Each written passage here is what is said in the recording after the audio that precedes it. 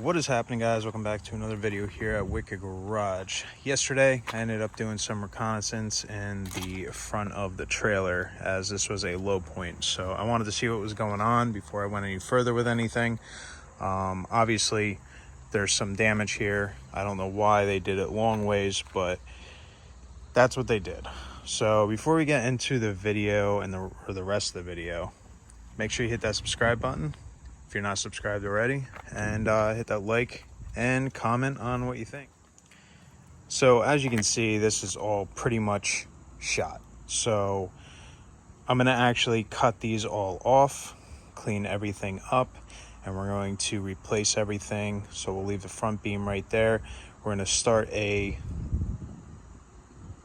8-inch channel there, continue it right here, put another one right here, and then probably just put one halfway just to help support any of this right here. We're going to be taking this off like I said originally, so we'll probably end up putting another beam underneath there just to make everything rigid and such. But that's where we're at with this. And we just did a little reconnaissance on the other side, and they already put in very heavy duty I-beams all the way down the trailer like they should have. So at one point they did flip the trailer over and do all that, but that was all underneath work. So we're going to replace those with 8-inch beams, a lot heavier, a lot more support, and make this thing, a great trailer again. Back here, it's actually not too bad on this side opposed to that side, but we're going to be doing the same thing that we did over there, cutting this all off. We're going to get rid of all this, get rid of all that, and then clean everything up, do all the prep work, and pretty much rebuild this trailer the way it needs to be done. So, or as best as possible within the budget that we're given. So we're still going to do our best. We're going to make this thing look good, and he's going to probably sandblast it, clean it up, redeck it, and then obviously paint it and everything. So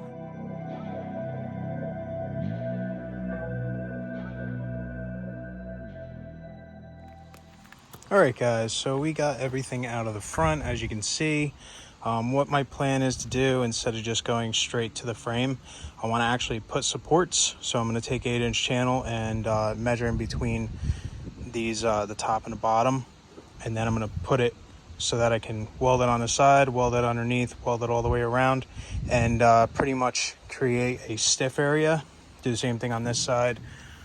If you can see, there is a bit of rust on it, but the top and the bottom is in pretty decent shape. So we're gonna just carry the load pretty much on there. That way it's actually attached to the top and the bottom, and it creates some structure for the front and everything. We're gonna plate a piece across here, probably do a piece of channel right here, going right to the end, to the bend right here, go straight across, get that all welded in on the top, and then we might put another one going across right there to carry some more load, and then plate over top, get that done.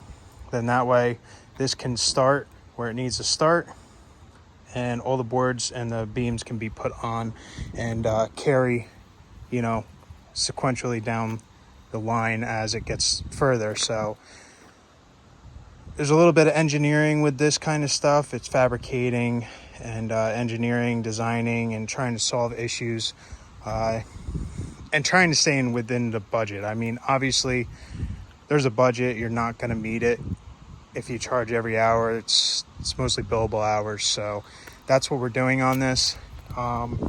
I was given a budget, and we're just trying to work with it and do the best possible thing. And I'm trying to make it stronger than it is, so there's no issues down the line. Other than that, that's where we're at right here. Cleaned everything up. We're probably going to take that piece off right there, lift it up, put a little glider piece on the bottom, because it rubs a lot on the ground. So that's a lot of wear and tear there. And then probably do the same thing in the front and on the other side when we do that. Other than that, that's all we're doing really in the front. And then we're gonna actually finish cutting away all this stuff and getting everything prepped and done before we start, welding and cutting plates and everything, because I want to get as close as possible to finished or prepped, and then start doing everything pretty much. Obviously we have to, be cautious, like in the front. We can't take apart too much because then it'll spring the trailer and the frames will be a little bit off. But that's a pretty heavy duty piece of channel right there. So that's holding pretty much that whole entire front end up, and it's still in decent shape.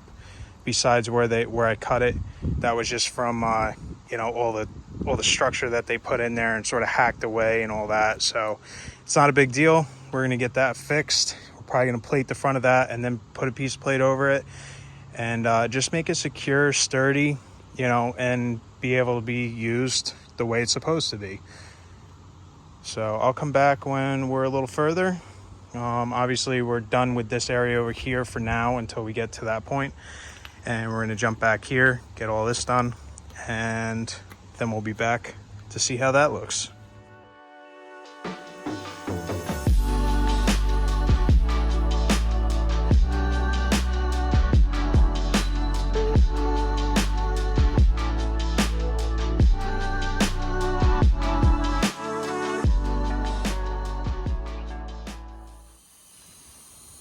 Alright guys, we have the majority of this out, and I'm not going to make this mistake I did yesterday or the other day on that side. Sometimes you have an option to use a sledgehammer or your leg. Well, it was just a little piece that was hanging on, so I figured I can kick it down, and this back part was still on, so it actually pivoted and hit the side of my leg. Don't be dumb. Just use a tool. Make sure you think about it before you hit something or do something, because luckily it didn't injure me that bad. It just sort of hit me in my knee funny bone, I guess you would say. But other than that, we're just going to cut the rest of this out, clean up everything around there, and then we're going to cut this rusty part of the frame out, a little bit down on there. This is all going to be plated again. Same with that. That's going to be plated. I think I'm going to cut this area out right here so I can do one consistent plate going all the way down. Not 100% sure yet, but that's the plan so far of what I'm thinking of doing. Obviously I got to get that out of the way too, but that's where we're at with right here. Using the Spectrum 625 Miller plasma cutter. Freaking thing is awesome. I love the thing. I will do a review on it sometime in the next couple weeks. Probably next week if I have some time to do a little short video. But we got to get this done, and then we're moving on to a flatbed after this entire job's done. But obviously this is only part 2. We're still tearing everything down, cleaning everything up, and prepping for actual repairs. So other than that, I'll come back when I'm a little further. Alright guys, we got the back all finished up. You can see sort of what I was going for. Cut off part of the frame on that side. Not a big deal. Everything looks good on this side, but this side is a little wasted, as you can see. So our plan is to actually just make a new piece and almost make a whole new frame piece right there that gets inserted. So you can sort of see why I removed that. And what that'll do is that'll give us some new ground to weld pretty much too. And we'll weld the 8-inch channel, and then I'll probably, just for a stiffener, do a up and down piece of channel in between there, just to keep the structure of the center. So it still has the twist and everything, but and then up here we already went through what our plan is. Obviously we're going to be putting not new beams in, but making channels. So you can see this is channel that goes it's in 3 different sections, or it's all the way through. I don't know exactly how they do these trailers. It looks like it's almost through like these, but it's fully welded just to take the load of the actual gooseneck. So that looks good. At the top they sort of mangled and everything, so I had to cut that all away. We're gonna put a plate and everything, like I said, on there. Sorry, a train's going by right now.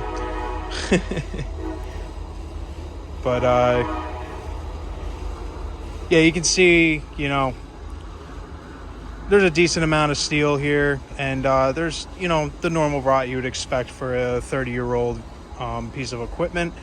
But we're going to put stiffeners, like I said, that we're going to do in the back. And like I said before, we're going to do stiffeners in between each of these frame rails just to add some structure to the actual I-beam itself, because that's the main frame that holds everything. This is sort of just an outer shell for any overload and such. So everything's going to be done. You're going to see that being done. And hopefully in the next video, you're going to see all this stuff starting to take shape. It's a very long process, very time consuming. You also got to be an engineer when you do this kind of fabrication, because you have to make it better than it is now that some of the material has gone over the years. So with that being said, if you haven't subscribed to this channel, make sure you hit that subscribe button.